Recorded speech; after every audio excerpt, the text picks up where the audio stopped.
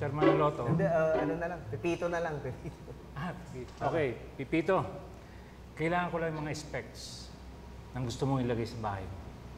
At lahat ng plano mo, sabihin mo, ha? At gagawin natin ng paraan para mailagay lahat yan. Talaga, pwede yun, ha? Oo! Arkitekto, di kampanilya ito na ako. Maganda yan. Sige, edi, kakausapin yung asawa ko. Tapos, tignan ko kung ano pa yung mga gusto niyang idagdag. De, pagka nakumpleto ko na, mag-i-email na ako sa'yo. Good! Okay. Ano?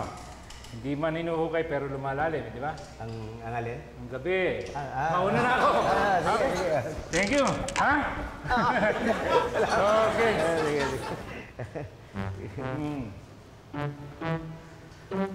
Pits! Sino ka? Sandali. Patrick, si Architect Max Angeles.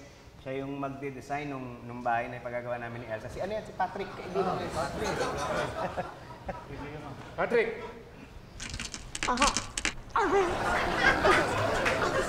Sige, ha? Okay, ingat. Salamat. Patrick! Ayos, ha? Pits! Nakakatakot naman yun, para masamang tao. Tulungan mo ako magligpit at ano. Ito yung mga sinabi mo sa akin, mga gusto mong amenities sa bahay mo. Katulad nitong entertainment room. No? Inilapit ko yan sa master's bedroom. Tapos nilagyan ko siya ng access door. Ha? Para madali kang makakapunta rito. Oo nga. Tama? Ha? Tapos ito naman yung mga ibang amenities na gusto mong ilagay pa sa bahay mo. Ito yung gaya ng... Pag-aralan mo. Ang ganda. Gusto ko to. Kailan pa magagawa yung final para masimulan natin? Aba, maganda. Kung gano'n mas maganda ka kung masisimulan natin maaga yan. Kasi alam mo, matagal-tagal rin ako mawawala. Saan ka pupunta?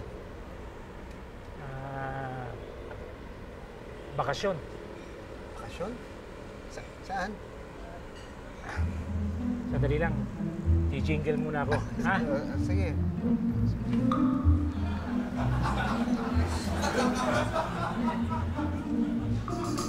Pits, Oh. saan ba nakilala yung arkitektong yun? Pinakilala sa akin ng pulis sa isang party. Sigurado ko bang arkitekto yun? Mukhang kidnapper eh. Ang kontrabida sa pelikula. Tsaka tignan mo ha, pakilala sa'yo pulis. Baka ex-convict yan. Ikaw naman, ang dami na naisip. Gawa ka na ng kwento. Buka, kumain ka muna. Psst, Pits. Tingnan mo baril. Nakakalagay ng baril. Ayan o. Sara mo. Huwag makialaman.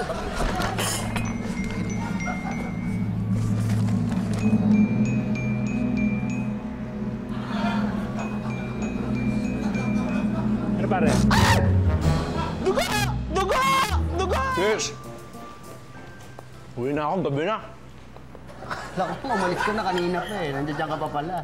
Hindi, ubusin ko yan to. Kinuha ko na sarap niya. Sayang naman, masisira lang. Oo nga, sayang no. Mukhang masisira na eh, no? Ito naman si Pits, mambira ka. Teka, maiba tayo. Si Max pa rin ba yung mag-arkitekto ng bahay mo? Oo, bakit? Hindi, wala na kasi akong tiwala dun eh. Kasi nabalitaan ko yung mga ganyan daw gumagawa ng bahay. Nagbubuhos daw ng dugo ng sanggol para tumibay yung yung pundasyon. Ito, ang kalokohan naman yan ha. Hindi, totoo nga, Pits.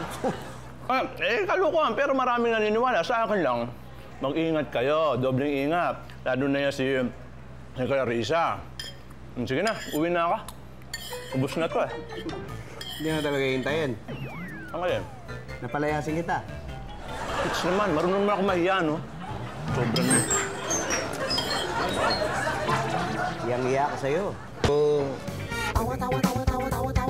Anytime,